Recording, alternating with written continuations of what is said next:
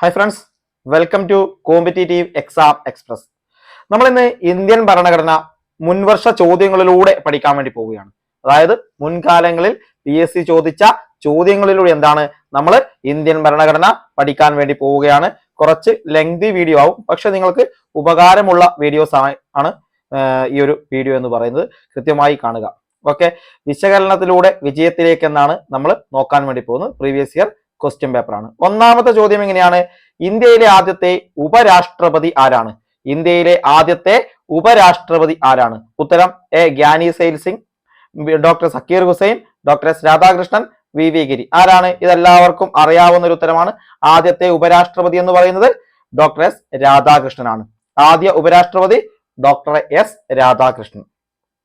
ഇന്ത്യക്ക് ഒരു ഉപരാഷ്ട്രപതി ഉണ്ടായിരിക്കണമെന്ന് നിഷ്കർഷിക്കുന്ന ആർട്ടിക്കിൾ ചോദിച്ചാൽ 63-ാം ആർട്ടിക്കിൾ ആണ്. 63-ാമത്തെ ആർട്ടിക്കിൾ ആണ് ഇന്ത്യക്ക് ഒരു ഉപരാഷ്ട്രപതി ഉണ്ടായിരിക്കണമെന്ന് നിഷ്കർഷിക്കുന്നത്. അതായത് ഇന്ത്യക്ക് ഒരു ഉപരാഷ്ട്രപതി വേണമെന്ന് പറയുന്ന ആർട്ടിക്കിൾ 63 ഇനി ഇന്ത്യയിലെ രണ്ടാമത്തെ ഉയർന്ന പദവിയാണ് ഉപരാഷ്ട്രപതി എന്ന് പറയുന്നത്. ഇന്ത്യയിലെ രണ്ടാമത്തെ ഉയർന്ന പദവി. ഒന്നാമതാരാണ്? ഒന്നാമത് രാഷ്ട്രപതിയാണ്. ഒന്നാമത് രാഷ്ട്രപതി, രണ്ടാമത് ഉപരാഷ്ട്രപതിയാണ് എന്ന് നോക്കുക. അതുപോലെ രാജ്യസഭയുടെ അധ്യക്ഷൻ കൂടിയാണ് ഉപരാഷ്ട്രപതി. രാജ്യസഭയുടെ അധ്യക്ഷൻ കൂടിയാണ് എക്സ് ഒഫീഷ്യോ ചെയർമാൻ എന്ന് നമ്മൾ പറയും. എക്സ് ഒഫീഷ്യോ ചെയർമാൻ എന്നുകൂടി ഉപരാഷ്ട്രപതിയെ പറയും. ഓക്കെ, രാജ്യസഭയുടെ എക്സ് ഒഫീഷ്യോ ചെയർമാനാണ്. ഇനി രാജ്യസഭയിലെ എല്ലാ ബില്ലുകളും പ്രമേയങ്ങളും, ഓർക്കുക, എല്ലാ ബില്ലുകളും പ്രമേയങ്ങളും ഉപരാഷ്ട്രപതിയുടെ അനുമതിയോട് മാത്രമേ അവതരിപ്പിക്കാൻ വേണ്ടി സാധിക്കൂ. ഉപരാഷ്ട്രപതിയുടെ അനുമതിയോടുകൂടി മാത്രമേ രാജ്യസഭയിലുള്ള എല്ലാ ബില്ലുകളും പ്രമേയങ്ങളും അവതരിപ്പിക്കാൻ വേണ്ടി സാധിക്കൂ.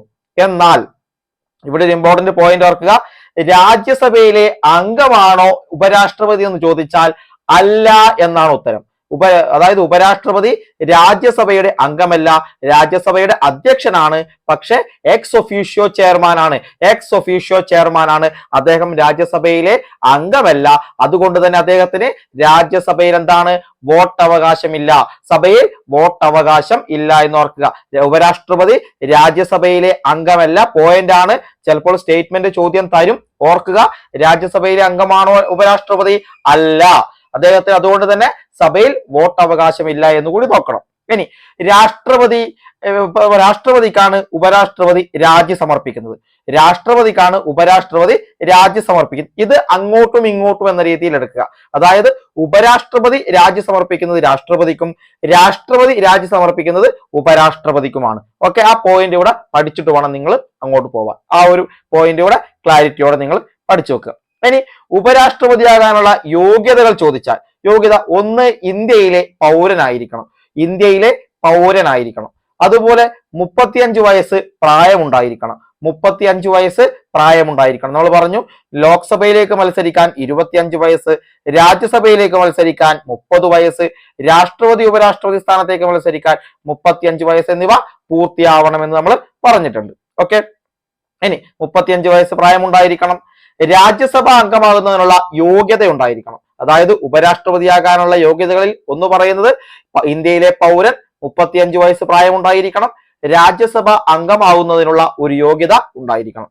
കൂടാതെ ഇന്ത്യ ഗവൺമെന്റിലോ സംസ്ഥാന സർക്കാരിലോ തദ്ദേശ സ്ഥാപനങ്ങളിലോ ലാഭദായകമായ പദവികൾ വഹിക്കാൻ പാടില്ല.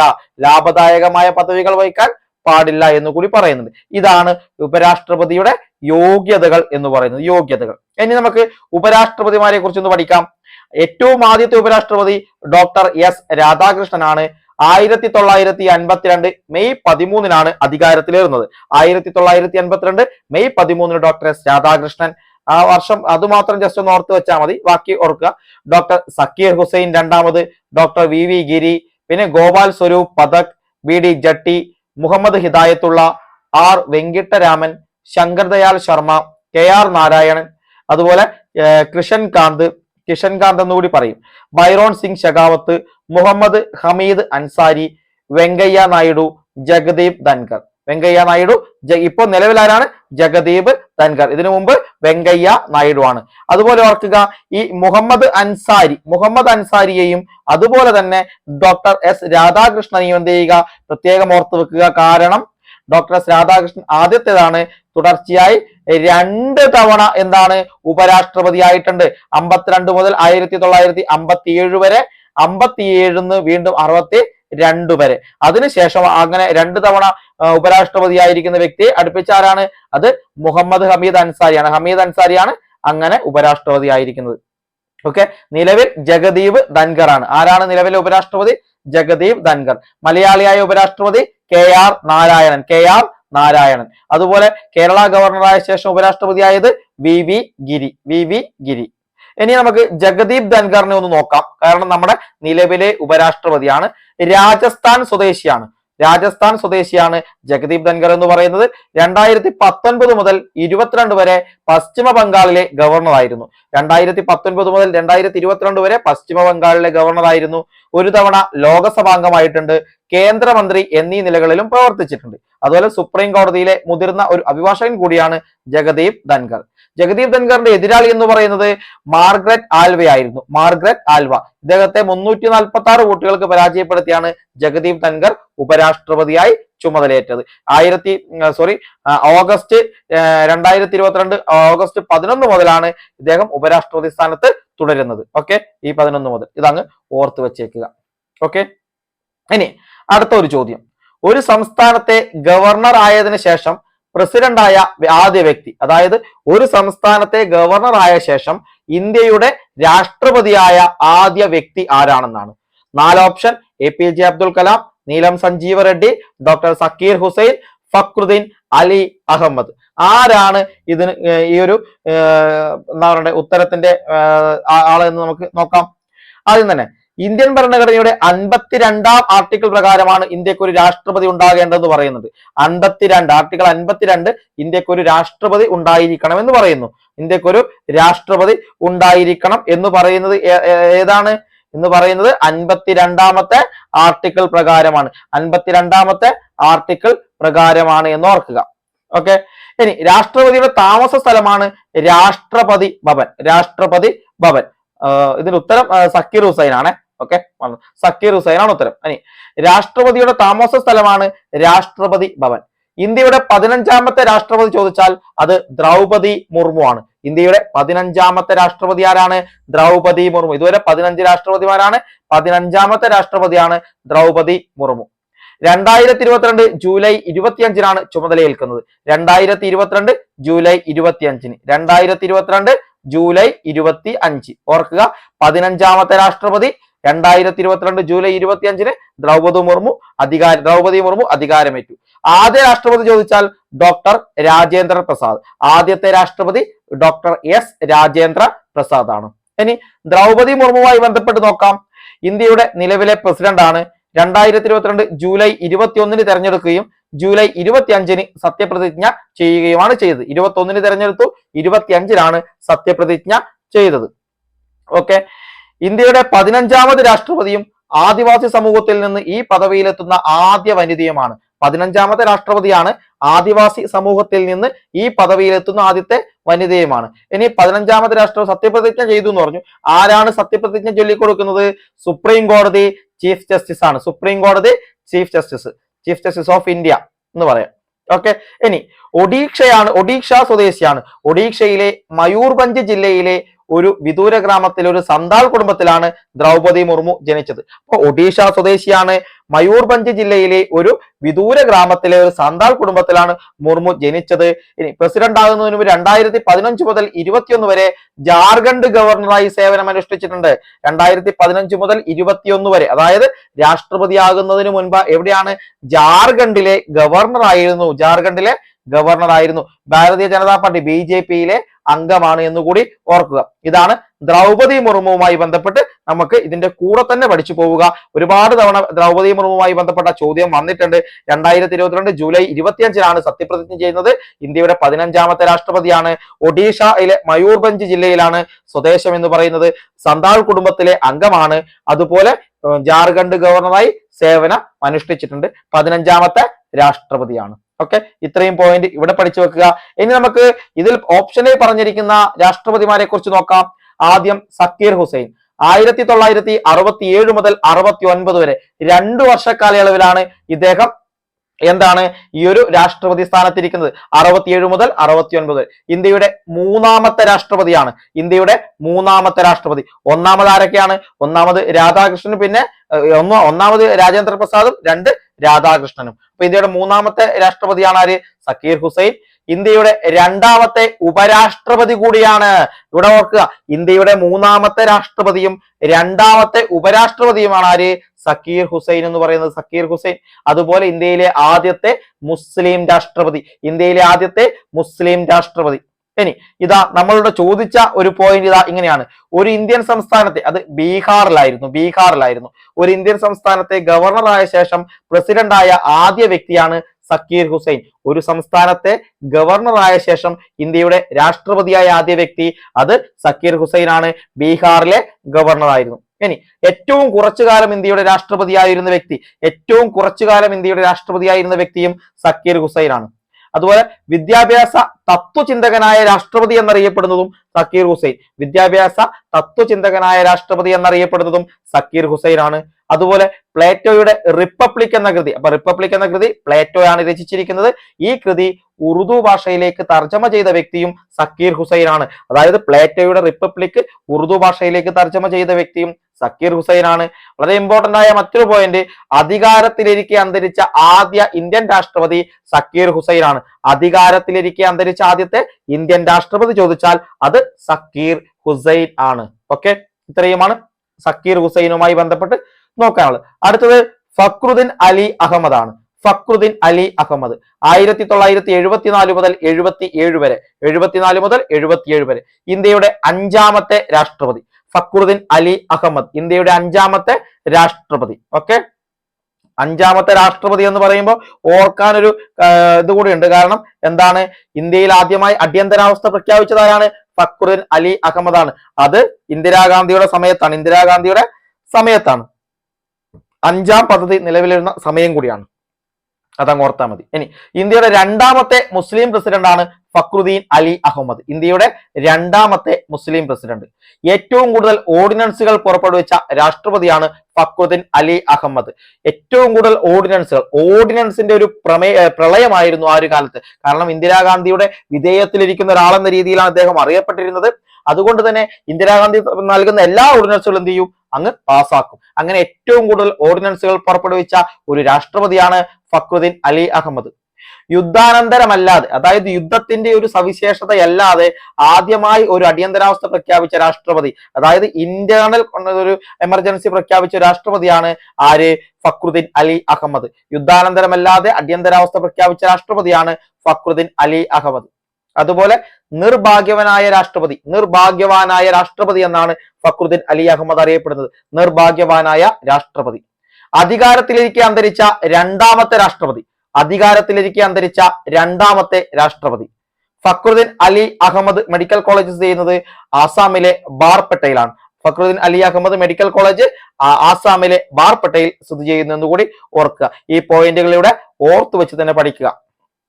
അടുത്തത് നമ്മൾ നോക്കാൻ വേണ്ടി പോകുന്നത് നീലം സഞ്ജീവ റെഡ്ഡി. 77 മുതൽ 82 വരെ ആറാമത് രാഷ്ട്രപതി നീലം സഞ്ജീവ റെഡ്ഡി ഇന്ത്യയുടെ ആറാമത്തെ രാഷ്ട്രപതിയാണ്. സംസ്ഥാനത്തെ മുഖ്യമന്ത്രി, അതായത് ആന്ധ്രാപ്രദേശിലെ മുഖ്യമന്ത്രി ആയിരുന്നു.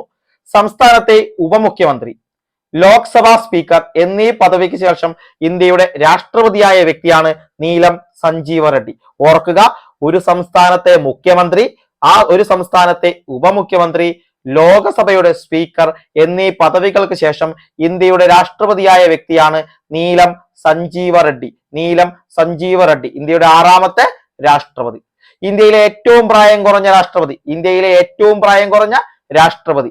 ബിരുദധാരിയല്ലാത്ത ആദ്യത്തെ രാഷ്ട്രപതി. എതിർ സ്ഥാനാർത്ഥിയില്ലാതെ രാഷ്ട്രപതി സ്ഥാനത്തേക്ക് തെരഞ്ഞെടുക്കപ്പെട്ട ഒരേ ഒരു രാഷ്ട്രപതി. ആന്ധ്രാപ്രദേശിലെ ആദ്യത്തെ മുഖ്യമന്ത്രി. 1969 രാഷ്ട്രപതി തെരഞ്ഞെടുപ്പിൽ വി ഗിരിയോട് മത്സരിച്ച് പരാജയപ്പെട്ട വ്യക്തി. 1969 രാഷ്ട്രപതി തെരഞ്ഞെടുപ്പിൽ വി ഗിരിയോട് മത്സരിച്ച് പരാജയപ്പെട്ട വ്യക്തി Neelam Sanjiva Reddy college of education ഹൈദരാബാദിൽ സ്ഥിതി ചെയ്യുന്നു. Neelam Sanjiva Reddy college of education ഹൈദരാബാദിലാണ്. അപ്പൊ ഓർക്കുക, നീലം സഞ്ജീവ റെഡ്ഡി എതിർ സ്ഥാനാർത്ഥി ഇല്ലാതെ രാഷ്ട്രപതി സ്ഥാനത്തേക്ക് തെരഞ്ഞെടുക്കപ്പെട്ട ഒരേ ഒരു മുഖ്യമന്ത്രി, ഒരു സംസ്ഥാനത്തെ മുഖ്യമന്ത്രി, സംസ്ഥാനത്തെ ഉപമുഖ്യമന്ത്രി, ലോക്സഭയിലെ സ്പീക്കർ എന്നിവയ്ക്ക് ശേഷം പദവികൾക്ക് ശേഷം പ്രസിഡന്റായ വ്യക്തി, ഏറ്റവും പ്രായം കുറഞ്ഞ രാഷ്ട്രപതി എന്നിങ്ങനെ പ്രത്യേകത ആർക്കുണ്ട്? നീലം സഞ്ജീവ റെഡ്ഡിക്ക് ഉണ്ട്. അടുത്തത് APJ അബ്ദുൽ കലാം ആണ്.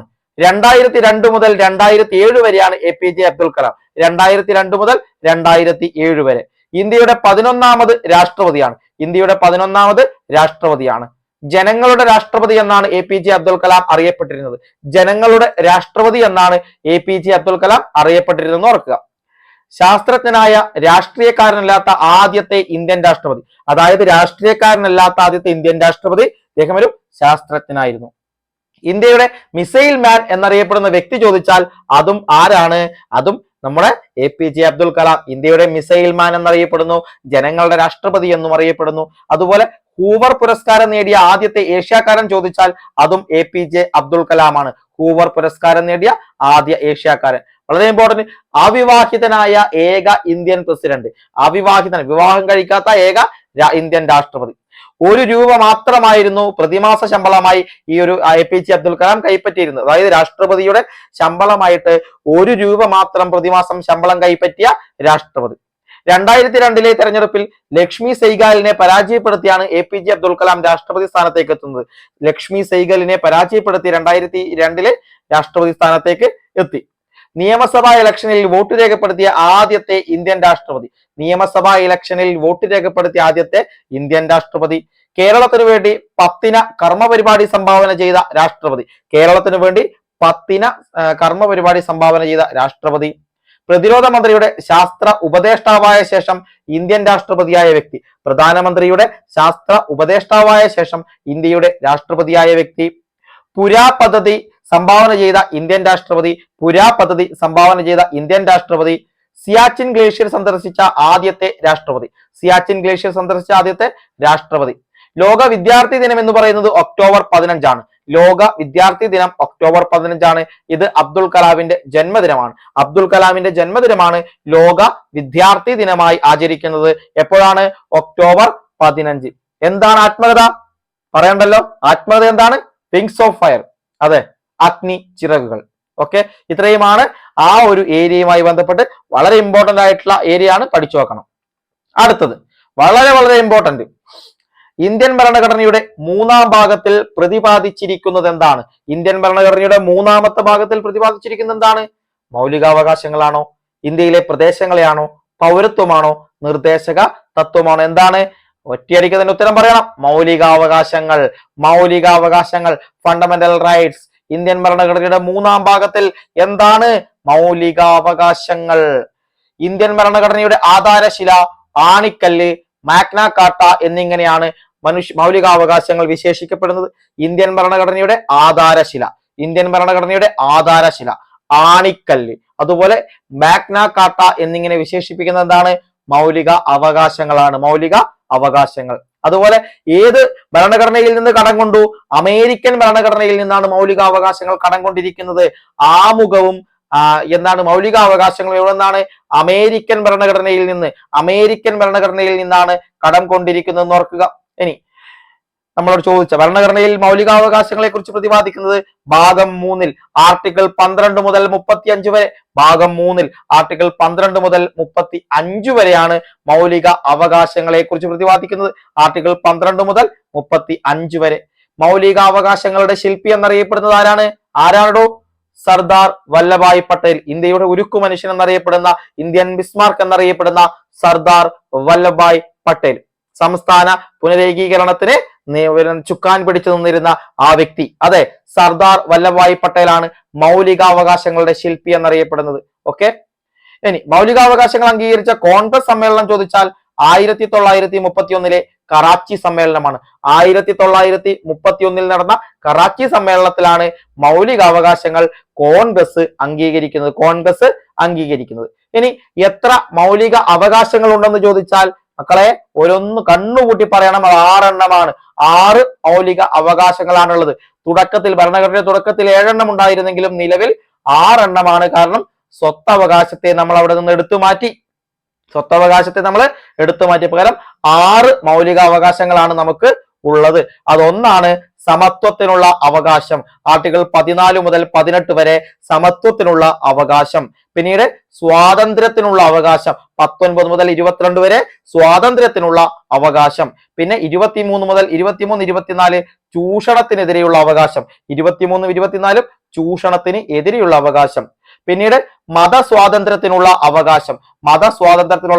25 മുതൽ 28 വരെ മതസ്വാതന്ത്ര്യം. പിന്നെ 29 30 സാംസ്കാരികവും വിദ്യാഭ്യാസപരവുമായ അവകാശം. 32 മുതൽ 35 വരെ ഭരണഘടനാ പരിഹാരങ്ങൾക്കുള്ള അവകാശം. ഇങ്ങനെ 6 മൗലിക അവകാശങ്ങൾ. സമത്വത്തിനുള്ളത്, സ്വാതന്ത്ര്യത്തിനുള്ളത്, ചൂഷണത്തിനെതിരെ, മത സ്വാതന്ത്ര്യത്തിന്, സാംസ്കാരികവും വിദ്യാഭ്യാസപരവുമായ അവകാശം, ഭരണഘടനാ പരിഹാരങ്ങൾക്കുള്ള അവകാശം. ഇങ്ങനെ 6 മൗലിക അവകാശങ്ങളാണ് നമുക്ക് ഉള്ളത് എന്നുകൂടി ഇവിടെ പഠിച്ചു പോവുക. 3-ാം ഭാഗം 12 മുതൽ 35 വരെ ആർട്ടിക്കിൾ ശില്പി സർദാർ വല്ലഭായി പട്ടേൽ കടം കൊണ്ടിരിക്കുന്നത് അമേരിക്കൻ ഭരണഘടനയിൽ നിന്ന്. ഇനി സ്വത്തവകാശം മൗലികാവകാശം അല്ലാതായി മാറിയത് ഏത് ഭേദഗതിയിലൂടെയാണ്? അത് 1978 44-ാം ഭരണഘടനാ ഭേദഗതിയിലൂടെ. 1978 ഒരു ഭേദഗതി ഉണ്ടായി. ആ ഭേദഗതിയാണ് 44-ാമത് ഭരണഘടനാ ഭേദഗതി. 1978 44-ാം ഭരണഘടനാ ഭേദഗതിയിലൂടെ അതുവരെ മൗലികാവകാശത്തിന്റെ ഭാഗമായിരുന്ന സ്വത്തവകാശത്തെ എന്ത് ചെയ്തു? എടുത്തങ്ങ് മാറ്റി. സ്വത്തവകാശത്തെ എടുത്തു മാറ്റി. തൽക്കാലം അവിടെ വേണ്ട, നീ ഇപ്പുറത്ത് വന്നിട്ട് നിയമപരമായ അവകാശം മാത്രമായി മാറിയാൽ മതി എന്ന് പറഞ്ഞു. അങ്ങനെ നിയമപരമായ അവകാശമാക്കി 1978 44-ാം ഭരണഘടനാ ഭേദഗതിയിലൂടെ സ്വത്തവകാശത്തെ മാറ്റി. ഇപ്പോൾ ആർട്ടിക്കിൾ 300A പ്രകാരം നിയമപരമായ അവകാശം മാത്രമാണ് എന്ത്? സ്വത്തവകാശം എന്ന് പറയുന്നത്. സ്വത്തവകാശത്തെ മൗലികാവകാശത്തിൽ നിന്ന് എടുത്തു മാറ്റി. എപ്പോൾ? 1978 44-ാമത്തെ ഭരണഘടനാ ഭേദഗതിയിലൂടെ. ഇനി ഇന്ത്യൻ പൗരന്മാർക്ക് മാത്രമായി നൽകുന്ന അവകാശങ്ങളെ കുറിച്ച് പറയുന്ന ഭരണഘടനാ ആർട്ടിക്കിളുകൾ, അതായത് ഇന്ത്യൻ പൗരന്മാർക്ക് മാത്രമായുള്ള മൗലിക അവകാശങ്ങൾ ഏതൊക്കെ? ഇന്ത്യൻ പൗരന്മാർക്ക് മാത്രമായിട്ടുള്ളത് ഏതാണ്? 15, 16, 19, 29, 30. 15, 16, 19, 29, 30. 15, 16, 19, 29, 30. 15, 16 പിന്നെ 19 പിന്നെ നേരെ 10 കൂടി 29, പിന്നെ ഒന്ന് തൊട്ടടുത്ത് 30. 15, 16, 19, 29, 30 എന്നിവ ആർക്കാണ്? ഇന്ത്യൻ പൗരന്മാർക്ക് മാത്രമായിട്ട് ലഭിക്കുന്നതാണ്. ഇനി മൗലികാവകാശങ്ങൾ അനുവദിക്കണമെന്ന് ആദ്യമായി നിർദ്ദേശിച്ചത് ഏത് റിപ്പോർട്ടിന്റെ അടിസ്ഥാനത്തിലാണെന്ന് ചോദിച്ചാൽ, മൗലികാവകാശങ്ങൾ അനുവദിക്കണമെന്ന് ആദ്യമായി നിർദ്ദേശിച്ച ഏത് റിപ്പോർട്ടിന്റെ അടിസ്ഥാനത്തിലാണ്? 1928 നെഹ്റു റിപ്പോർട്ട് പ്രകാരമാണ്. 1928 നെഹ്റു റിപ്പോർട്ട് പ്രകാരമാണ്. ഭരണഘടനയിൽ മൗലികാവകാശങ്ങൾ വിശദമായ ഒരു പട്ടിക ഉണ്ടായിരിക്കണമെന്നതും ഭരണഘടനാ സമിതിയുടെ ഐക്യകണ്ഠേനയുള്ള തീരുമാനമായിരുന്നു എന്നുകൂടി പഠിച്ചു പോവുക. ഇനി മൗലികാവകാശങ്ങളുടെ ചില സവിശേഷതകൾ കൂടി നോക്കിയിട്ട് പോവാം. ഭരണകൂടത്തിന്റെ ഏകപക്ഷീയമായ പ്രവർത്തനങ്ങൾക്കെതിരെയുള്ള ഉറപ്പാണ് മൗലിക അവകാശങ്ങൾ എന്ന് പറയും. എന്താണ് മൗലികാവകാശങ്ങൾ? ഭരണകൂടത്തിന്റെ ഏകപക്ഷീയമായ പ്രവർത്തനങ്ങൾക്കെതിരെയുള്ള ഒരു ഉറപ്പാണ് മൗലിക അവകാശങ്ങൾ. വ്യക്തിത്വ വികസനം ഉറപ്പുവരുത്തുക, ജനാധിപത്യം വിജയം ഉറപ്പുവരുത്തുക എന്നിവയും സവിശേഷതയാണ്. വ്യക്തിത്വ വികസനം ഉറപ്പുവരുത്തുക, ജനാധിപത്യ വിജയം ഉറപ്പുവരുത്തുക. മൗലികാവകാശങ്ങൾ പൂർണ്ണമല്ല. എല്ലാ മൗലികാവകാശങ്ങൾക്കും ചില പരിധികൾ ഉണ്ട് എന്ന് കൂടി പറയുന്നുണ്ട്. അടിയന്തരാവസ്ഥയിൽ മൗലികാവകാശങ്ങൾ ഇല്ലാതാക്കാൻ ഗവൺമെന്റിന് അധികാരമുണ്ട്. അടിയന്തരാവസ്ഥയിൽ മൗലികാവകാശങ്ങൾ ഇല്ലാതാക്കാൻ ഗവൺമെന്റിന് അധികാരമുണ്ട്. മൗലികാവകാശങ്ങൾക്കെതിരായ ബിൽ നിയമനിർമ്മാണ സഭ പാസാക്കിയാൽ അത് അസാധുവായി പ്രഖ്യാപിക്കാൻ കോടതികൾക്ക് അധികാരമുണ്ട്. അതായത് മൗലികാവകാശങ്ങൾക്കെതിരായ ബില്ല് ഒരു നിയമനിർമ്മാണ സഭ പാസാക്കിയാൽ അത് അസാധുവാണെന്ന് പ്രഖ്യാപിക്കാനുള്ള അധികാരം ആർക്കുണ്ട്? കോടതികൾക്ക് ഉണ്ട്. സമയോചിതമായ മാറ്റങ്ങൾക്ക് വിധേയമാണ് മൗലികാവകാശങ്ങൾ. അതായത് മാറ്റങ്ങൾക്ക് വിധേയമാണ്. സ്വഭാവം കൊണ്ട് നെഗറ്റീവും പോസിറ്റീവുമാണ്. അതായത് സ്വഭാവം കൊണ്ട് മൗലികാവകാശങ്ങൾ എന്താണ്? നെഗറ്റീവും പോസിറ്റീവുമാണ്. ഗവൺമെന്റിന് മേൽ നിയന്ത്രണങ്ങൾ കൊണ്ടുവരുന്നവ, മതം, ജാതി, വർണ്ണം, വർഗം എന്നിവയുടെ പേരിൽ ഒരാൾക്ക് അവസരങ്ങൾ നിഷേധിക്കാൻ പാടില്ല. നെഗറ്റീവ് സ്വഭാവത്തിന്റെ ഉദാഹരണം എന്ന് പറയുന്നത് ഇഷ്ടമുള്ള മതം സ്വീകരിക്കാനുള്ള അവകാശം ഒരു പൗരന് ലഭിക്കുന്നത് പോസിറ്റീവ് സ്വഭാവത്തിന് ഉദാഹരണം. അതായത് ഗവൺമെന്റ് മേൽ നിയന്ത്രണങ്ങൾ കൊണ്ടുവരുന്നവ, ജാതി, മതം, വർണ്ണം, വർഗം എന്നിവയുടെ ഒരാൾക്ക് അവസരങ്ങൾ നിഷേധിക്കാൻ പാടില്ല എന്ന് നെഗറ്റീവ് സ്വഭാവത്തിന് ഉദാഹരണം. ഇഷ്ടമുള്ള മതം സ്വീകരിക്കണമെങ്കിൽ പോസിറ്റീവ് സ്വഭാവത്തിന് ഉദാഹരണമാണ്. അതുപോലെ മൗലികാവകാശങ്ങൾ ഹനിക്കപ്പെടുന്നുവെങ്കിൽ കോടതിയെ സമീപിക്കാനും സാധിക്കും. മൗലികാവകാശങ്ങൾ ഹനിക്കപ്പെടുന്നുവെങ്കിൽ എന്താണ്, നമുക്ക് നേരിട്ട് തന്നെ സുപ്രീം കോടതിയിലൊക്കെ വേണമെങ്കിൽ പോകാൻ വേണ്ടി സാധിക്കും. ഓക്കെ, അതാണ് റിട്ട്. അടുത്ത ചോദ്യം, മൗലികാവകാശങ്ങൾ ഉൾപ്പെടെ ഭരണഘടനയുടെ ഏതു ഭാഗവും ഭേദഗതി ചെയ്യാൻ പാർലമെന്റിന് അധികാരമുണ്ടെന്ന് വ്യവസ്ഥ ചെയ്ത ഭേദഗതി ഏതാണ്? അതായത് മൗലികാവകാശങ്ങൾ ഉൾപ്പെടെ ഭരണഘടനയുടെ ഏതു ഭാഗവും ഭേദഗതി ചെയ്യാൻ പാർലമെന്റിന് അധികാരമുണ്ടെന്ന് വ്യവസ്ഥ ചെയ്ത ഭേദഗതി ഏതാണ്? 21 ഉണ്ട്, 26 ഉണ്ട്, 24 ഉണ്ട്, 27 ഉണ്ട്, പിന്നെ എത്രയാണ്? 27. ഇത് ഏതാണ്? ഇതിൽ 24ാം ഭേദഗതിയാണ്. 24ാം ഭേദഗതിയാണ് മൗലികാവകാശങ്ങൾ ഉൾപ്പെടെ ഭരണഘടനയുടെ ഏതു ഭാഗവും ഭേദഗതി ചെയ്യാൻ പാർലമെന്റിന് അധികാരമുണ്ടെന്ന് വ്യവസ്ഥ ചെയ്യുന്നത്. നോക്കാം, 21ാം ഭേദഗതി 8ാമത്തെ പട്ടിക പരിഷ്കരിച്ച ഒരു ഭേദഗതിയാണ്. 21ാമത്തെ ഭേദഗതി 1967 ഏപ്രിൽ 10-ന് അത് സിന്ധിയെ എന്തായി ഔദ്യോഗിക ഭാഷയായി ഉൾപ്പെടുത്തിയ ഒരു ഭേദഗതിയാണ്. സിന്ധിയെ ഔദ്യോഗിക ഭാഷയായി ഉൾപ്പെടുത്തിയ ഭേദഗതിയാണ് 21ാമത്തെ ഭേദഗതി. 22ാമത്തെ ഭേദഗതി എന്ന് പറയുന്നത് എന്താണ്? ആസാമിനകത്ത് മേഘാലയ എന്ന സംസ്ഥാനം രൂപീകരിക്കാൻ വേണ്ടി കൊണ്ടുവന്ന ആർട്ടിക്കിൾ ഇതാണ്, ഭരണഘടനാ ഭേദഗതിയാണ്. മേഘാലയ എന്ന സംസ്ഥാനം രൂപീകരിക്കാൻ വേണ്ടി കൊണ്ടുവന്ന ഭേദഗതിയാണ് ആ ഭേദഗതി 22ാമത്തെ ഭേദഗതി. ആർട്ടിക്കിൾ 275-ഉം 244-യും 371-ബിയും എന്താണ് കൂട്ടിച്ചേർത്തു. 69-ലാണ് ഇത് വരുന്നത്. പിന്നെ 23ാമത്തെ ഭേദഗതി എന്ന് പറയുന്നത് എന്താണ്? പാർലമെന്റിലും സംസ്ഥാന നിയമസഭകളിലും പട്ടികജാതി പട്ടികവർഗം ആംഗ്ലോ ഇന്ത്യൻ വിഭാഗങ്ങൾക്ക് സംവരണവുമായി ബന്ധപ്പെട്ട പ്രശ്നങ്ങൾ കൈകാര്യം ചെയ്യുകയും സംവരണം 10 വർഷത്തേക്ക് കൂടി നീട്ടിക്കൊടുക്കുകയും ചെയ്ത ഒരു ഭേദഗതിയാണ്. അടുത്തത് 24ാമത്തെ ഭേദഗതി നോക്കുക. 24ാമത്തെ ഭേദഗതി 1971 വന്നതാണ്. അത് മൗലികാവകാശങ്ങൾ പരിഷ്കരിക്കാൻ പാർലമെന്റിന് അധികാരം നൽകി.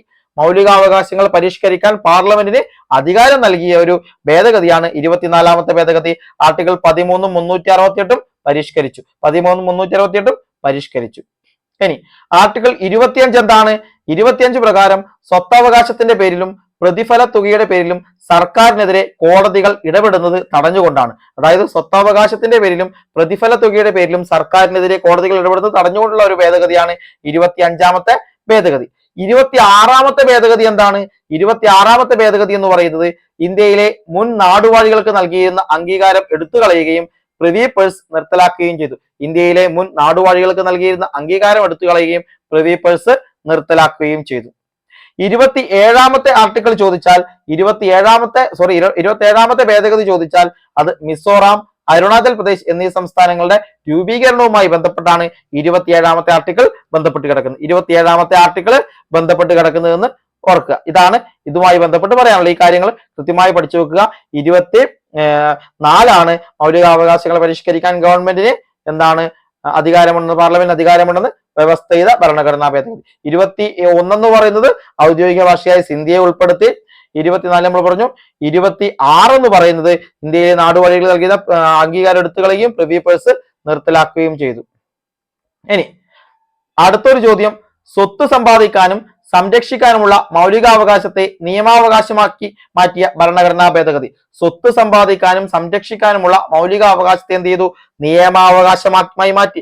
ഇങ്ങനെ മാറ്റിയ ഭരണഘടനാ ഭേദഗതി ചോദിച്ചാൽ അത് 44ാം ഭരണഘടനാ ഭേദഗതിയാണ്. നമ്മളിപ്പോ പറഞ്ഞു 1978-ലെ 44ാം ഭേദഗതി പ്രകാരമാണ് എന്ത് ചെയ്തത്? സ്വത്തവകാശത്തെ മൗലികാവകാശത്തിൽ നിന്ന് എടുത്തു മാറ്റി എന്താക്കി? നിയമാവകാശമാക്കി മാറ്റി. ഇത് 44ാം ഭേദഗതിയാണ്. 44ാം ഭേദഗതി 42ാം ഭേദഗതിയുടെ പല മാറ്റങ്ങളും റദ്ദാക്കി. കൂടാതെ അടിയന്തരാവസ്ഥയുടെ കാരണങ്ങളിൽ ആഭ്യന്തര കലാപം എന്നത് സായുധ വിപ്ലവം എന്നാക്കി. അടിയന്തര കലാപം എന്നത് സായുധ വിപ്ലവം എന്ന് ആക്കി മാറ്റി. നോക്കാം, അതിൽ നമ്മുടെ 44ാം ഭേദഗതി പ്രകാരം ചില മാറ്റം വരുത്തിയിട്ടുണ്ട്. 51% വോട്ടർമാരെങ്കിലും പങ്കെടുത്ത ഒരു റഫറണ്ടത്തിൽ ഭൂരിപക്ഷ വോട്ടുകൾക്ക് ഇന്ത്യയിലെ ജനങ്ങൾ അംഗീകരിച്ചാൽ മാത്രമേ ഭരണഘടനയുടെ അടിസ്ഥാന ഘടനയിൽ എന്തെങ്കിലും മാറ്റങ്ങൾ വരുത്താൻ കഴിയൂ. അതായത് ഭരണഘടനയുടെ അടിസ്ഥാന ഘടനയിൽ മാറ്റം വരുത്തണമെങ്കിൽ 51% വോട്ടർമാരെങ്കിലും പങ്കെടുത്ത ഒരു റഫറണ്ടത്തിൽ ഭൂരിപക്ഷ വോട്ടുകൾക്ക് ഇന്ത്യയിലെ ജനങ്ങൾ അംഗീകരിക്കണം. അതാണ് നമ്മുടെ ഇന്ത്യയുടെ ഭരണഘടന അടിസ്ഥാന ഘടനയിൽ മാറ്റം വരുത്താൻ കഴിയില്ല എന്ന് പറഞ്ഞു. ഇത് ഉറപ്പാക്കാൻ ആർട്ടിക്കിൾ 368 ഭേദഗതി ചെയ്യുന്നു. അതുപോലെ 78-ലെ 44ാം ഭേദഗതി പ്രകാരം ആർട്ടിക്കിൾ 368 പ്രകാരം ഭരണഘടന ഭേദഗതി ചെയ്യാൻ ഗവൺമെന്റിനെ അനുവദിക്കുന്ന 42ാം ഭേദഗതി നിയമം മുഖേനയുള്ള വ്യവസ്ഥ റദ്ദാക്കി.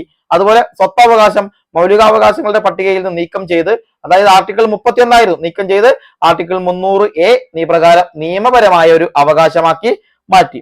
അതുപോലെ ഇന്ത്യയുടെയോ അതിന്റെ പ്രദേശത്തിന്റെ ഏതെങ്കിലും ഭാഗത്തിന്റെയോ സുരക്ഷ, യുദ്ധം അല്ലെങ്കിൽ ബാഹ്യ ആക്രമണം അല്ലെങ്കിൽ സായുധ കലാപം എന്നിവയാൽ ഭീഷണിപ്പെടുത്തുമ്പോൾ മാത്രമേ അടിയന്തരാവസ്ഥ പ്രഖ്യാപിക്കാൻ കഴിയൂ. അതായത് ഇങ്ങനെ ഒരു സംഭവം ഇന്ത്യയുടെയോ അല്ലെങ്കിൽ അതിന്റെ ഏതെങ്കിലും ഭാഗത്തിന്റെയോ സുരക്ഷ, യുദ്ധം അല്ലെങ്കിൽ ബാഹ്യാക്രമണം, അതല്ലെങ്കിൽ സായുധ കലാപം എന്നിവയാൽ ഭീഷണിപ്പെടുത്തുമ്പോൾ മാത്രമേ അടിയന്തരാവസ്ഥ പ്രഖ്യാപിക്കാൻ കഴിയൂ എന്ന് കൊണ്ടുവന്നു. സായുധ കലാപത്തിന് തുല്യമല്ലാത്ത ആന്തരിക അസ്വസ്ഥതകൾ ഒരു വിളംബരത്തിന് അടിസ്ഥാനമായിരിക്കുകയില്ല. അതായത് ആന്തരികമായ പ്രശ്നങ്ങൾ, സായുധ കലാപമല്ലാത്ത എന്തും എന്താണ് ഒരു അടിയന്തരാവസ്ഥയ്ക്ക് സാധ്യതയില്ല എന്നിവിടെ പറഞ്ഞു. ഇനി ക്യാബിനറ്റ് രാഷ്ട്രപതിക്ക് നൽകിയ രേഖാമൂലമുള്ള ഉപദേശത്തിന്റെ അടിസ്ഥാനത്തിൽ മാത്രമേ അടിയന്തരാവസ്ഥ പ്രഖ്യാപിക്കാൻ കഴിയൂ. അതായത് ഇതിനു മുമ്പ് പ്രധാനമന്ത്രി വിളിച്ചിട്ട് അല്ലെങ്കിൽ ക്യാബിനറ്റ് വിളിച്ച് ഇങ്ങനെ പ്രഖ്യാപിക്കണം എന്ന് പറഞ്ഞാൽ രാഷ്ട്രപതി പ്രഖ്യാപിക്കായിരുന്നു. എന്നാൽ ഈ 44-ാം ഭേദഗതി പ്രകാരം രാഷ്ട്രപതിക്ക് രേഖാമൂലമുള്ള ഒരു ഉപദേശം കൊടുക്കണം. അതായത് ഒരു രേഖ എന്താണ് എഴുതിയിട്ട് കൊടുക്കണമെങ്കിൽ മാത്രമേ ഇത് അടിയന്തരാവസ്ഥ പ്രഖ്യാപിക്കാൻ കഴിയൂ. പിന്നെ തടങ്കലിൽ വയ്ക്കുന്നതിന് മതിയായ കാരണമുണ്ടെന്ന് ഒരു ഉപദേശക ബോർഡ് റിപ്പോർട്ട് ചെയ്തില്ലെങ്കിൽ പ്രതിരോധ തടങ്കലുള്ള നിയമത്തിന് 3 മാസത്തിൽ കൂടുതൽ തടങ്കലിൽ വയ്ക്കാൻ അനുമതി നൽകാനാവില്ലെന്ന വ്യവസ്ഥ സ്വാതന്ത്ര്യത്തിലുള്ള അവകാശത്തെ കൂടുതൽ ശക്തിപ്പെടുത്തുന്നു. അതായത് ഈ ഒരു സമയത്ത് ഒരുപാട് പേര് കരുതൽ തടങ്കൽ വെച്ചിരുന്നു, അതിന് ഇന്ന കാലതാമസം ഒന്നും ഉണ്ടായിരുന്നില്ല. എന്നാൽ ഈ ഒരു ഭേദഗതിയോടെ എന്താണ് ഒരു ഉപദേശക ബോർഡ് റിപ്പോർട്ട് ചെയ്യണം. അതായത് വെക്കാൻ മതിയായ കാരണമുണ്ടെന്ന് ഒരു ഉപദേശക ബോർഡ് റിപ്പോർട്ട് ചെയ്താൽ മാത്രമേ 3 മാസത്തിൽ കൂടുതൽ ഒരാളെ തടങ്കലിൽ വയ്ക്കാൻ അനുമതി നൽകൂ എന്നത് ഈ ഒരു അവകാശത്തെ കൂടുതൽ ശക്തമാക്കി. പിന്നെ പാർലമെന്റിലെയും സംസ്ഥാന നിയമസഭകളിലെയും നടപടികൾ സെൻസർഷിപ്പ് കൂടാതെയും സ്വതന്ത്രമായി റിപ്പോർട്ട് ചെയ്യാനുള്ള മാധ്യമങ്ങളുടെ അവകാശവും എന്ത് ചെയ്തു ഇവിടെ കൂടുതലാക്കി കൊടുത്തു എന്നാണ് ഇവിടെ പറയാനുള്ളത്. ഇനി 45-ാമത്തെ ഭേദഗതി എന്താണെന്ന് ചോദിച്ചാൽ പാർലമെന്റിലെയും സംസ്ഥാന നിയമസഭകളിലെയും സംവരണം 10 വർഷത്തേക്ക് കൂടി നീട്ടി. 46-ാമത്തെ ഭേദഗതി നികുതി നിരക്കുകളിൽ ഐക്യരൂപം ഉണ്ടാക്കിയും വിൽപ്പന നികുതിയുടെ പ്രായോഗിക തലത്തിലെ പഴുതുകൾ അടയ്ക്കുകയും ചെയ്തു. 47-ാമത്തെ ഭരണഘടനാ ഭേദഗതി പല സംസ്ഥാനങ്ങളിലെയും ഭൂപരിഷ്കരണ നിയമങ്ങളെ 9-ാം പട്ടികയിലേക്ക് കൂട്ടിച്ചേർത്തു. അതായത് പല സംസ്ഥാനങ്ങളിൽ ഭൂപരിഷ്കരണ നിയമങ്ങളെ 9-ാം പട്ടികയിലേക്ക് കൂട്ടിച്ചേർത്തു. 48 പഞ്ചാബിൽ രാഷ്ട്രപതി ഭരണം 2 വർഷത്തേക്ക് തുടരുന്നതിന് വേണ്ടി കൊണ്ടുവന്നതാണ്. 49 പ്രകാരമാണ് മേഘാലയയും ത്രിപുരയും സംസ്ഥാന പദവി നേടി. 50 ഭേദഗതി പ്രകാരം സായുധ സൈനികാംഗങ്ങളുടെയും മറ്റു സർവീസിലുള്ളവരുടെയും മൗലികാവകാശങ്ങളെ സംബന്ധിച്ച നിയമം പാസ്സാക്കുന്നതിനാണ് 50. ഓക്കെ, ഇത്രയുമാണ് പ്രധാനമായിട്ടുള്ള ഭേദഗതികൾ അവിടെ പഠിക്കുക. ഇനി അടുത്തത് പൊതു നിയമനങ്ങളിൽ അവസര സമത്വം ഉറപ്പു നൽകുന്ന ഭരണഘടനാ വകുപ്പ്. പൊതു നിയമനങ്ങളിൽ അവസര സമത്വം ഉറപ്പു നൽകുന്ന ഭരണഘടനാ വകുപ്പ് ഏതാണ്? അവസര സമത്വം. ഏതാണ്? ആർട്ടിക്കിൾ 16 അങ്ങനെ കൊടുക്കുന്നത്. നോക്കാം, നമ്മൾ 6 മൗലികാവകാശങ്ങളാണ്. അതിലൊന്ന് തുല്യതയ്ക്കുള്ള അവകാശം 14 മുതൽ 18 വരെ. അതിൽ 14 നിയമത്തിന് മുന്നിലുള്ള സമത്വമാണ് പറയുന്നത്. നിയമത്തിന് മുന്നിൽ സമത്വം. ആർട്ടിക്കിൾ 15 മതം, വംശം, ജാതി, ലിംഗം അല്ലെങ്കിൽ ജന്മസ്ഥലം എന്നിവയുടെ അടിസ്ഥാനത്തിൽ വിവേചനം പാടില്ല എന്ന് പറയുന്നു. ഒരു മതത്തിന്റെയോ വംശത്തിന്റെയോ ജാതിയുടെയോ ലിംഗത്തിന്റെയോ അല്ലെങ്കിൽ ജന്മസ്ഥലത്തിന്റെയോ അടിസ്ഥാനത്തിൽ വിവേചനം പാടില്ല എന്ന് ആർട്ടിക്കിൾ 15 പറയുന്നു. 14 നിയമത്തിന് മുമ്പിൽ എല്ലാവരും സമന്മാരാണെന്ന് പറയുന്നു. ആർട്ടിക്കിൾ 16 പൊതു തൊഴിലിന്റെ കാര്യങ്ങളിൽ അവസര സമത്വം, അതായത് തുല്യ അവസരം എല്ലാവർക്കും കൊടുക്കണമെന്ന് പറയുന്നു. അവസര സമത്വം പറയുന്ന ആർട്ടിക്കിൾ 16. ആർട്ടിക്കിൾ 17 തൊട്ടുകൂടായ്മ അല്ലെങ്കിൽ അയിത്തം നിർത്തലാക്കിയ ഒരു ആർട്ടിക്കിൾ ആണ്. അയിത്തം നിർത്തലാക്കി അല്ലെങ്കിൽ തൊട്ടുകൂടായ്മ നിർത്തലാക്കിയത് 17 പ്രകാരമാണ്. ആർട്ടിക്കിൾ 18 പ്രകാരം പദവികൾ, സർ പദവികൾ പോലുള്ള സംഭവങ്ങൾ എന്താണ് നിർത്തലാക്കി. പദവികൾ നിർത്തലാക്കിയത് ആർട്ടിക്കിൾ 18 പ്രകാരമാണ്. ഇനി ആർട്ടിക്കിൾ 19 മുതൽ 22 വരെ സ്വാതന്ത്ര്യത്തിനുള്ള അവകാശമാണ്. 19 എന്താണ്? സംസാര സ്വാതന്ത്ര്യം മുതലായ സംബന്ധിച്ച ചില അവകാശങ്ങളുടെ സംരക്ഷണം.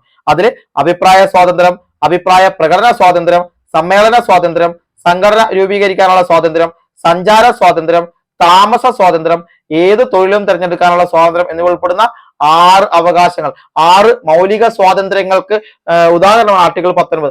6 മൗലിക സ്വാതന്ത്ര്യങ്ങളാണ് ആർട്ടിക്കിൾ 19 നൽകുന്നത്. മൗലിക സ്വാതന്ത്ര്യങ്ങൾ ആർട്ടിക്കിൾ 19. ആർട്ടിക്കിൾ 20 എന്താണ്? കുറ്റകൃത്യങ്ങൾക്കുള്ള ശിക്ഷയുമായി ബന്ധപ്പെട്ട സംരക്ഷണം. അതായത് ഒരേ കുറ്റത്തിന് ഒന്നിൽ കൂടുതൽ തവണ ശിക്ഷിക്കാൻ പാടില്ല എന്നടക്കമുള്ള കാര്യങ്ങൾ, കുറ്റകൃത്യങ്ങൾക്കുള്ള ശിക്ഷയുമായി ബന്ധപ്പെട്ട സംരക്ഷണം. 21 ജീവന്റെയും വ്യക്തി സ്വാതന്ത്ര്യത്തിന്റെയും സംരക്ഷണം. ജീവന്റെയും വ്യക്തി സ്വാതന്ത്ര്യത്തിന്റെയും ആർട്ടിക്കിൾ 21. 21A വിദ്യാഭ്യാസത്തിനുള്ള അവകാശം. 21 വിദ്യാഭ്യാസത്തിനുള്ള അവകാശം. ആർട്ടിക്കിൾ 22 ചില കേസുകളിൽ അറസ്റ്റിനും തടങ്കലിനുമെതിരായ സംരക്ഷണം. അറസ്റ്റിനും തടങ്കലിനുമെതിരായ സംരക്ഷണം. ഓക്കെ, ഇനി അടുത്തത് വരുന്നതാണ് ചൂഷണത്തിനെതിരെയുള്ള അവകാശം 23ഉം 24. അത് ഒന്ന് മനുഷ്യരിൽ വാഹന ഗതാഗതം നിരോധിക്കലും നിർബന്ധിത ജോലിയും, അതായത് നിർബന്ധിത ജോലി വരുന്നത് എവിടെയാണ് 23. 24 എന്താണ് ഫാക്ടറികളിൽ കുട്ടികൾക്ക് ജോലികൾ ബാലവേല നിരോധനം വരുന്നത് 24. ബാലവേല നിരോധനം ആർട്ടിക്കിൾ 24 പിന്നീട് വരുന്നത് മതസ്വാതന്ത്ര്യത്തിനുള്ള അവകാശമാണ് 25 മുതൽ 28 വരെ. അതിൽ 25 മനസാക്ഷിയുടെ സ്വാതന്ത്ര്യവും സ്വതന്ത്രമായ തൊഴിൽ മതത്തിന്റെ പേരിലുള്ള ആചരണവും പ്രചാരണവും പറയുന്നുണ്ട്. 26 മതപരമായ കാര്യങ്ങൾ കൈകാര്യം ചെയ്യാനുള്ള സ്വാതന്ത്ര്യം. 27 ഏതെങ്കിലും പ്രത്യേക മതത്തിന്റെ പ്രചാരണത്തിനായി നികുതി അടയ്ക്കുന്നതിനുള്ള സ്വാതന്ത്ര്യം.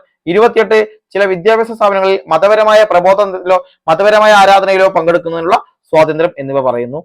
പിന്നെ സാംസ്കാരികവും വിദ്യാഭ്യാസപരവുമായ അവകാശമാണ് ആർട്ടിക്കിൾ 29 ന്യൂനപക്ഷങ്ങളുടെ താല്പര്യങ്ങൾ സംരക്ഷിക്കൽ.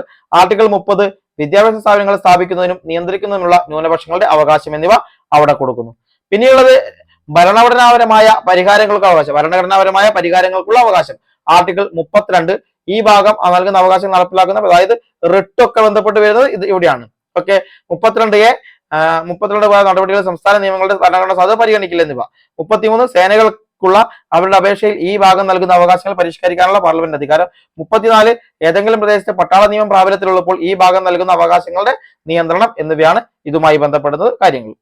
ഓക്കെ, അടുത്തത് അടിയന്തരാവസ്ഥ കാലത്ത് മൗലികാവകാശങ്ങൾ നിഷേധിക്കപ്പെടുന്നത് ഏത് വകുപ്പ് പ്രകാരമാണ്? അടിയന്തരാവസ്ഥ കാലത്ത് മൗലികാവകാശങ്ങൾ നിഷേധിക്കപ്പെടുന്നത് ഏത് വകുപ്പ് പ്രകാരമാണ് എന്ന് ചോദിച്ചാൽ ആർട്ടിക്കിൾ 359 പ്രകാരമാണ്. ഇതിൽ ആർട്ടിക്കിൾ 300 എന്ന് പറയുന്നത് സ്യൂട്ടുകളും നടപടിക്രമങ്ങളുമായി ബന്ധപ്പെട്ടാണ്. അതായത് കോടതി നടപടികളൊക്കെ ആയിട്ടുള്ള സ്യൂട്ടുകളും നടപടികളുമായി ബന്ധപ്പെട്ട ആർട്ടിക്കിൾ 300 പറയുന്നു. Article 300A സ്വത്തവകാശമാണ്. 300A സ്വത്തവകാശം. 359 പ്രതിസന്ധി ഘട്ടങ്ങളിൽ ഇന്ത്യയുടെ പൗരന്മാരുടെ മൗലികാവകാശങ്ങൾ സസ്പെൻഡ് ചെയ്യുന്നതിനെ കുറിച്ചാണ് ആർട്ടിക്കിൾ 359 പ്രതിപാദിക്കുന്നത്. അതായത് പ്രതിസന്ധി ഘട്ടങ്ങളിൽ എന്ത് ചെയ്യാം? ഇന്ത്യയിലെ പൗരന്മാരുടെ മൗലികാവകാശങ്ങൾ സസ്പെൻഡ് ചെയ്യാം. അടിയന്തരാവസ്ഥ യുദ്ധമോ ബാഹ്യ ആക്രമണമോ സാമ്പത്തിക പ്രതിസന്ധിയോ ആകാം ഇതിന് കാരണം. സായുധ കലാപം മൂലം മൗലികാവകാശങ്ങൾ താൽക്കാലികമായി നിർത്തിവയ്ക്കാം. മൗലികാവകാശങ്ങൾ സസ്പെൻഡ് ചെയ്യാനുള്ള അധികാരം ഇന്ത്യൻ ഭരണഘടന രാഷ്ട്രപതിക്ക് നൽകിയിട്ടുണ്ട്. അപ്പൊ മൗലികാവകാശങ്ങൾ സസ്പെൻഡ് ചെയ്യാൻ രാഷ്ട്രപതിക്ക് അവകാശമുണ്ട്. ഈ ആർട്ടിക്കിൾ പ്രകാരമുള്ള മൗലികാവകാശങ്ങൾക്ക് ആർട്ടിക്കിൾ 20, 21 പ്രകാരമുള്ള അവകാശങ്ങൾ ഒഴികെയുള്ള എല്ലാ അവകാശങ്ങളും താൽക്കാലികമായി നിർത്തിവെക്കാൻ കഴിയും. ആർട്ടിക്കിൾ 20ഉം 21 ഒഴികെ എല്ലാ അവകാശങ്ങളും എന്താണ് താൽക്കാലികമായി നിർത്തിവെക്കാൻ കഴിയും. അടിയന്തരാവസ്ഥയിൽ രാഷ്ട്രപതിയുടെ ഉത്തരവിലൂടെ പൗരന്മാരുടെ സ്വതന്ത്രമായ സഞ്ചാരം നിയന്ത്രിക്കാനും സാധിക്കുമെന്ന് കൂടി ഓർക്കുക. രാഷ്ട്രപതിയുടെ ഉത്തരവിലൂടെ പൗരന്മാരുടെ സ്വതന്ത്രമായ സഞ്ചാരം നിയന്ത്രിക്കാനും കഴിയും. അപ്പൊ ആർട്ടിക്കിൾ 350 മൗലികാവകാശങ്ങൾ സസ്പെൻഡ് ചെയ്യുന്നതിനെ കുറിച്ച് പറയുന്നത്. എന്നാൽ 20, 21 പ്രകാരമുള്ള അവകാശങ്ങൾ ഒഴികെയുള്ള എല്ലാം എന്ത് ചെയ്യുക? താൽക്കാലികമായി രാഷ്ട്രപതിക്ക് നിർത്തിവെക്കാൻ വേണ്ടി സാധിക്കും. 350 എന്ന് പറയുന്നത് പരാതികൾ പരിഹരിക്കുന്നതിന് പ്രാതിനിധ്യത്തിൽ ഉപയോഗിക്കേണ്ട ഭാഷകളെ കുറിച്ചാണ്. അതായത് പല സംസ്ഥാനത്ത് പല ഭാഷകളില്ലേ, അപ്പൊ ആ പരാതികൾ പരിഹരിക്കുന്നതിന് പ്രാതിനിധ്യത്തിൽ ഉപയോഗിക്കേണ്ട ഭാഷകളെ കുറിച്ചാണ് ആർട്ടിക്കിൾ 350 പറയുന്നത്. 360 എന്താണ്? സാമ്പത്തിക അടിയന്തരാവസ്ഥയാണ്. 360 ആർട്ടിക്കിൾ 360 സാമ്പത്തിക അടിയന്തരാവസ്ഥ. ഒരു രാജ്യത്തിന്റെ സാമ്പത്തിക സ്ഥിരതയ്ക്കോ ക്രെഡിറ്റിനോ ഭീഷണി നേരിടുന്ന ഒരു സാഹചര്യമാണ്.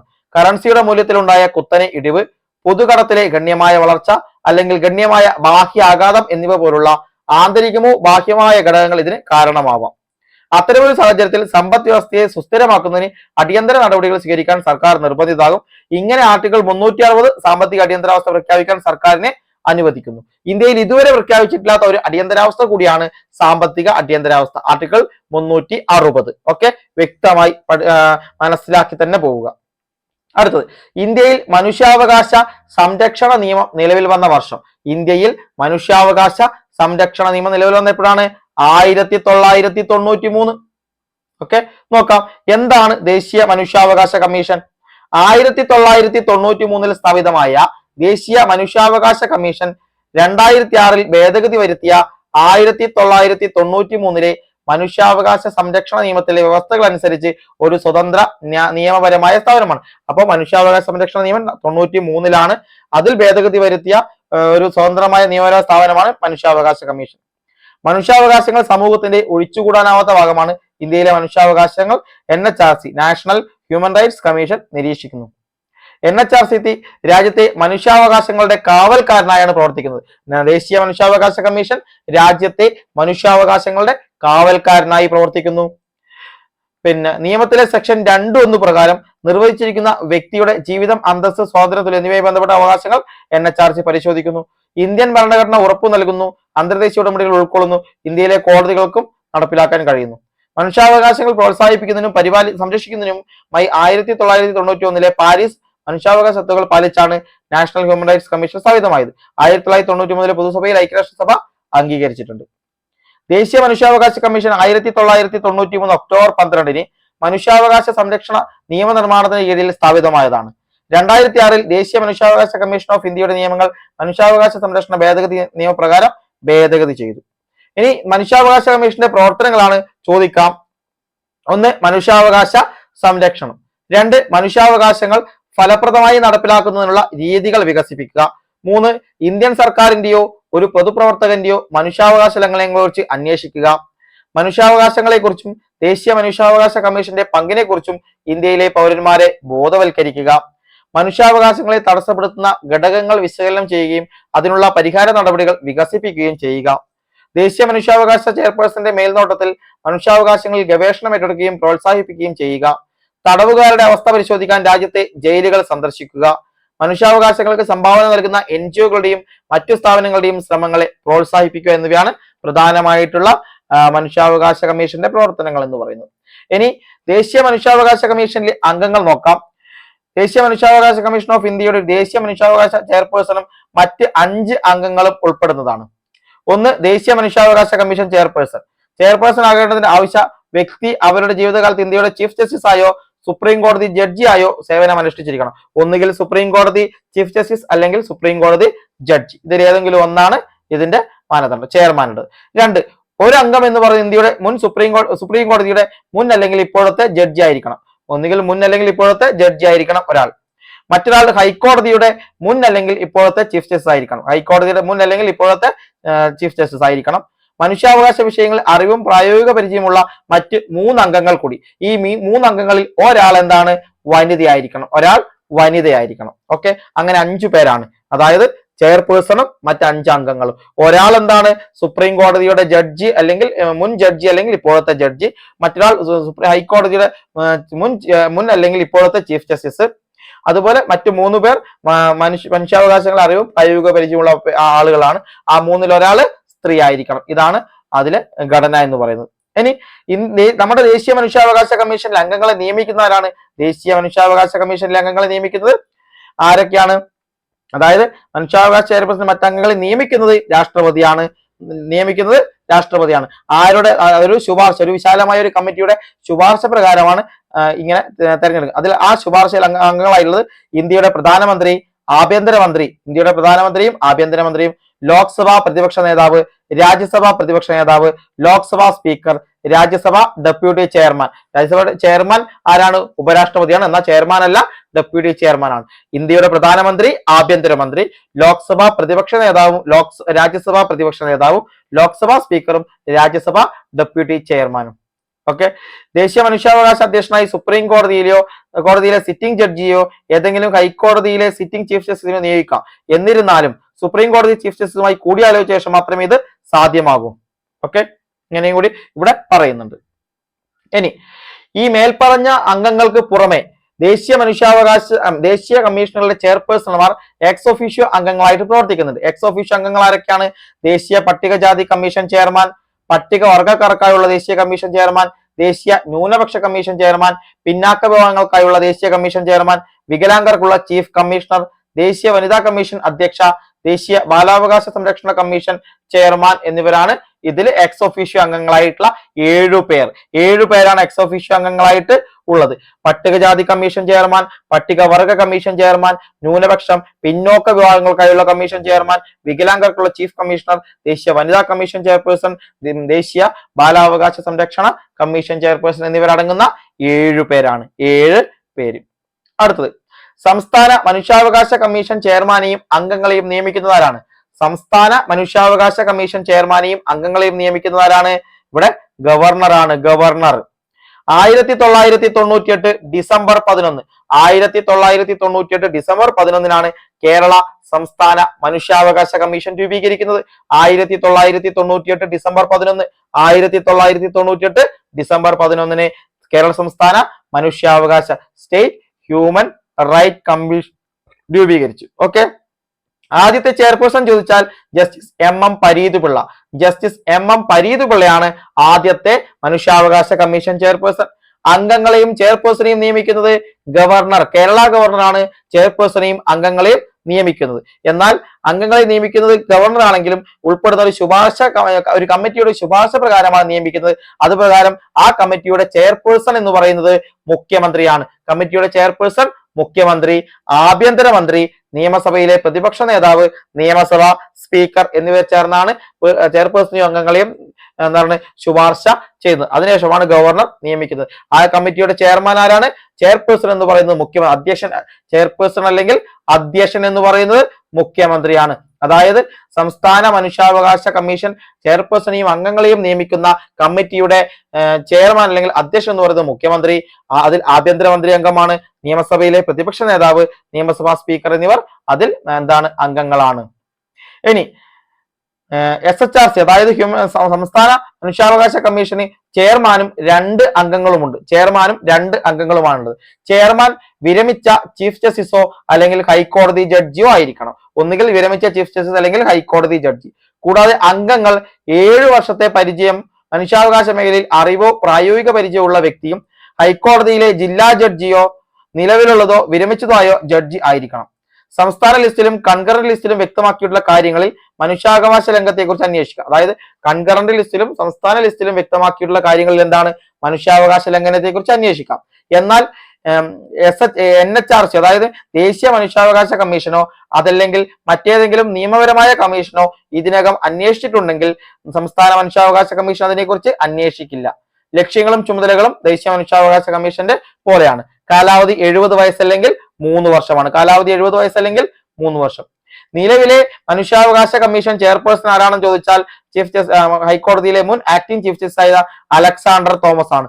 Alexander Thomas. അതായത് ഈ ഒരു ശുപാർശ ഗവർണർ ആരിഫ് മുഹമ്മദ് ഖാൻ അംഗീകരിച്ചിട്ടുണ്ട്. Alexander Thomas, chief justice Alexander Thomas ആണ് സംസ്ഥാന മനുഷ്യാവകാശ കമ്മീഷന്റെ ചെയർപേഴ്സൺ എന്ന് പറയുന്നത്. ഓക്കെ, ഓർത്തു വെക്കുക. ഇനി താഴെ പറയുന്നവരിൽ ദേശീയ മനുഷ്യാവകാശ കമ്മീഷനിൽ എക്സ് ഒഫീഷ്യോ മെമ്പർ അല്ലാത്തതാര്? നമ്മളിപ്പോ പറഞ്ഞ കാര്യമാണ്. ദേശീയ മനുഷ്യാവകാശ കമ്മീഷനിൽ എക്സ് ഒഫീഷ്യോ അംഗമല്ലാത്തത് നിയമകാര്യ വകുപ്പ് മന്ത്രി, വനിതാ കമ്മീഷൻ ചെയർപേഴ്സൺ, പട്ടികവർഗ കമ്മീഷൻ ചെയർപേഴ്സൺ, പട്ടികജാതി കമ്മീഷൻ ചെയർപേഴ്സൺ. ആരാണ് ഇതില്? നിയമകാര്യ വകുപ്പ് മന്ത്രിയാണ് അല്ലാത്തത്. നമ്മൾ പറഞ്ഞു. ബാക്കിയെല്ലാം ഇതാ പട്ടികജാതി കമ്മീഷൻ ചെയർമാൻ, പട്ടികവർഗക്കാർക്കുള്ള കമ്മീഷൻ ചെയർമാൻ, ദേശീയ ന്യൂനപക്ഷ കമ്മീഷൻ ചെയർമാൻ, പിന്നാക്ക വിഭാഗങ്ങൾക്കായുള്ള ദേശീയ കമ്മീഷൻ ചെയർമാൻ, വികലാംഗർക്കുള്ള ചീഫ് കമ്മീഷണർ, ദേശീയ വനിതാ കമ്മീഷൻ, ദേശീയ ബാലാവകാശ സംരക്ഷണ കമ്മീഷൻ എന്നിങ്ങനെ. അടുത്തത് സംസ്ഥാന മനുഷ്യാവകാശ കമ്മീഷൻ അംഗങ്ങളെ ശുപാർശ ചെയ്യുന്ന കമ്മിറ്റിയുടെ ചെയർമാൻ ആരാണ്? നമ്മൾ ഇപ്പൊ പറഞ്ഞ കാര്യമാണ്. സംസ്ഥാന മനുഷ്യാവകാശ കമ്മീഷൻ അംഗങ്ങളെ ശുപാർശ ചെയ്യുന്ന കമ്മിറ്റിയുടെ ചെയർമാൻ ആരാണ്? മുഖ്യമന്ത്രി. അംഗങ്ങൾ മുഖ്യമന്ത്രി, ആഭ്യന്തര വകുപ്പ് മന്ത്രി, നിയമസഭ പ്രതിപക്ഷ നേതാവ്, നിയമസഭാ സ്പീക്കർ എന്നിവരടങ്ങുന്നതാണ്. നിയമിക്കുന്നത് ഗവർണറും. ഓക്കെ, ഇതുപോലെ നമ്മൾ പറഞ്ഞതാണ്. അടുത്തത് ദേശീയ വനിതാ കമ്മീഷനിലെ ആദ്യത്തെ പുരുഷ അംഗമാരാണ്? ദേശീയ വനിതാ കമ്മീഷനിലെ ആദ്യത്തെ പുരുഷ അംഗമാരാണ്? അത് ഓപ്ഷൻ ഡി അലോക് റാവത്ത് ആണ്.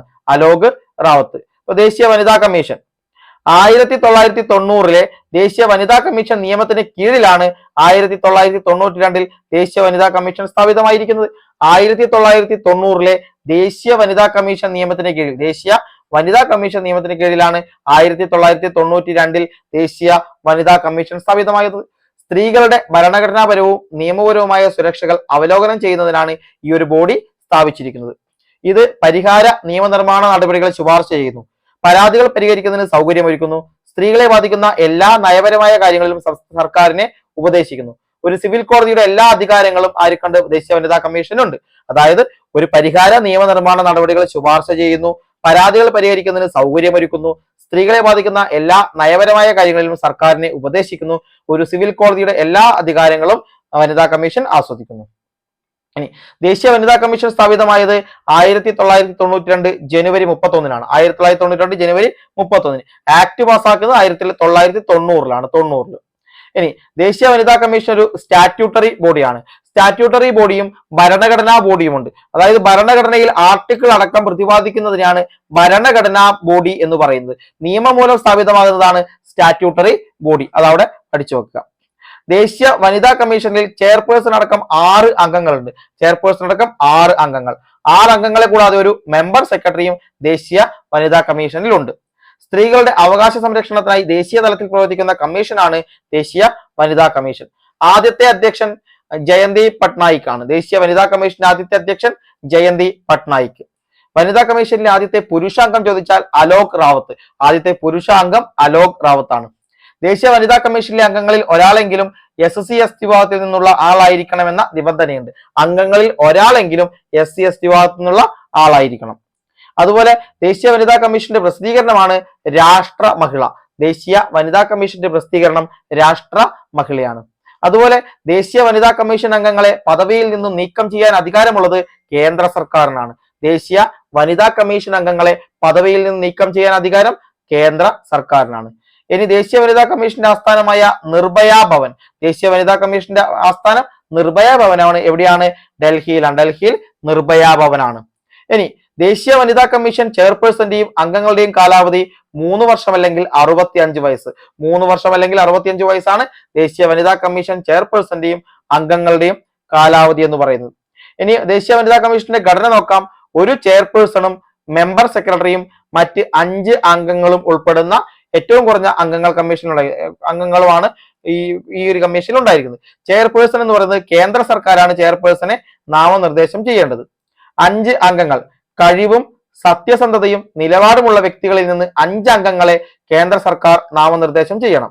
നിയമം അല്ലെങ്കിൽ നിയമനിർമ്മാണം, ട്രേഡ് യൂണിയനിസം, സ്ത്രീകളുടെ വ്യവസായ സാധ്യതകൾ കൈകാര്യം ചെയ്യൽ, വനിതാ സന്നദ്ധ സംഘടന, വിദ്യാഭ്യാസം, ഭരണം, സാമ്പത്തിക വികസനം, സാമൂഹ്യക്ഷേമം തുടങ്ങിയ വിവിധ മേഖലകളിൽ അവർക്ക് അനുഭവ പരിചയം ഉണ്ടായിരിക്കണം. പിന്നെ മെമ്പർ സെക്രട്ടറി. കേന്ദ്ര സർക്കാരും മെമ്പർ സെക്രട്ടറിയെ നോമിനേറ്റ് ചെയ്യുന്നു. അവൻ അല്ലെങ്കിൽ അവൾ ഒന്നുകിൽ മാനേജ്മെന്റ് ഓർഗനൈസേഷൻ അല്ലെങ്കിൽ അംഗമായ ഒരു ഉദ്യോഗസ്ഥൻ എന്ന നിലയിൽ വിദഗ്ധനായിരിക്കണം മെമ്പർ സെക്രട്ടറി. നിലവിലെ വനിതാ കമ്മീഷൻ ദേശീയ വനിതാ കമ്മീഷൻ ചെയർപേഴ്സൺ ചോദിച്ചാൽ രേഖാ ശർമ്മയാണ്. നിലവിലെ ദേശീയ വനിതാ കമ്മീഷൻ ചെയർപേഴ്സൺ ആണ് രേഖാ ശർമ്മ. രേഖാ ശർമ്മയാണ് എന്ന് ഓർത്തു വെക്കുക. ഓക്കെ, അപ്പൊ ഇത്രയും കാര്യങ്ങളാണ് ഇന്നത്തെ ഈ ഒരു വീഡിയോയിലൂടെ നിങ്ങളുടെ മുന്നിലേക്ക് എത്തിച്ചിരിക്കുന്നത്. ഈ വീഡിയോ നിങ്ങൾക്ക് ഉപകാരപ്രദമാണ് എന്ന് വിശ്വസിക്കുന്നു. കാരണം നമുക്ക് 10 മാർക്ക് വരെയാണ് ഇന്ത്യൻ ഭരണഘടനയുമായി ബന്ധപ്പെട്ട് സ്കോർ ചെയ്യാൻ പറ്റുക. ഈ ഒരൊറ്റ വീഡിയോയിലൂടെ നമുക്ക് 5 മാർക്ക് വരെ സ്കോർ ചെയ്യുന്ന ഏരിയ നമുക്ക് കിട്ടിയിട്ട് 5 മാർക്കിൽ കൂടുതൽ സ്കോർ ചെയ്യുന്ന ഏരിയ കിട്ടിയിട്ടുണ്ടാകും. ബാക്കി ഇതേപോലുള്ള മറ്റു പരീക്ഷകൾക്ക് നടന്ന ചോദ്യങ്ങളും നമുക്ക് ഇതിൽ വരാത്ത ചോദ്യങ്ങളൊക്കെ ഉൾപ്പെടുത്തി മറ്റൊരു വീഡിയോ നിങ്ങളുടെ മുന്നിലേക്ക് എത്തുന്നതായിരിക്കും. അപ്പൊ വീഡിയോ ഇഷ്ടപ്പെട്ടാൽ ഒന്ന് ലൈക്ക് ചെയ്ത് കൂടെ കട്ടൊക്കെ നിൽക്കുക. ഓക്കെ, അപ്പോൾ മറ്റൊരു നല്ല വീഡിയോയുമായി നമുക്ക് എന്ത് ചെയ്യുക? വീണ്ടും കാണാം. താങ്ക്